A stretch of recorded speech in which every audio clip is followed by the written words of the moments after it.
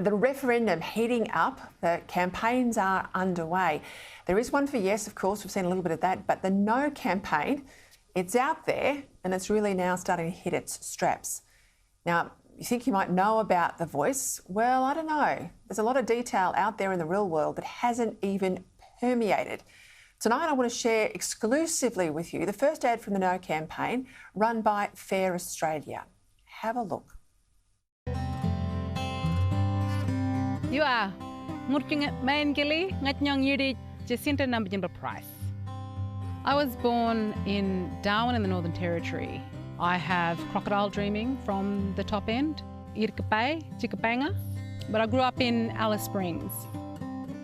My family are Warlpiri, predominantly from the community of Yuendamu, where my mum's from.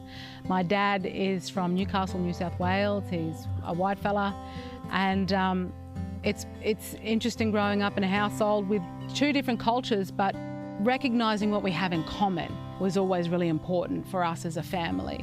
And while I might be growing up with Warlpiri culture and modern Australian culture, I belong to this world, just like all other human beings belong to this world, like all other Australians belong to Australia. They're the values that I was brought up with. For me and Colin, as husband and wife, and our boys, and being a blended family, you know, we're a family. Yeah, we come from two different backgrounds, but ultimately it's love that's brought us together, that's ensured that we've been able to bring our boys up in a household that's cared for them, that's loved them. They are now young men creating their own lives, and we couldn't be any prouder than what we are as parents. Being a family is all about support. And as a family, we tolerate so much. You know, our family tolerates abuse.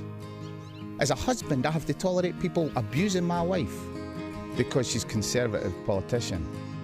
But I will not argue and debate her lived experience, which she's seen and heard with her own ears and eyes. I can't argue that. You've got to live and walk and talk the talk. Growing up in a place like Alice Springs, a lot of my family experienced violence, experienced substance abuse, alcoholism and those sorts of things.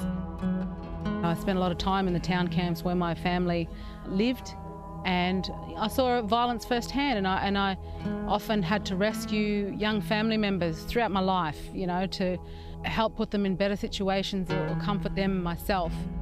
And I just got to a point in my life where I said, I don't want to see any more suffering. I don't want to see kids suffering in an environment like that. I don't want to see women suffering or men suffering in that sort of environment.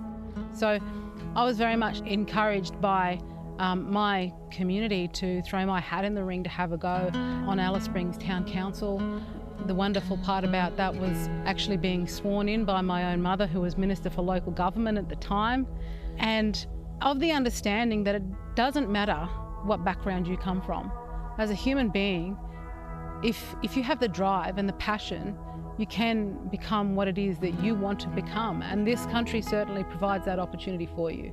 My mother could be born under a tree if her first language is not English, and she can grow up to become a Minister of the Crown. Well, then I could certainly step up and be a councillor in my community, that's for sure.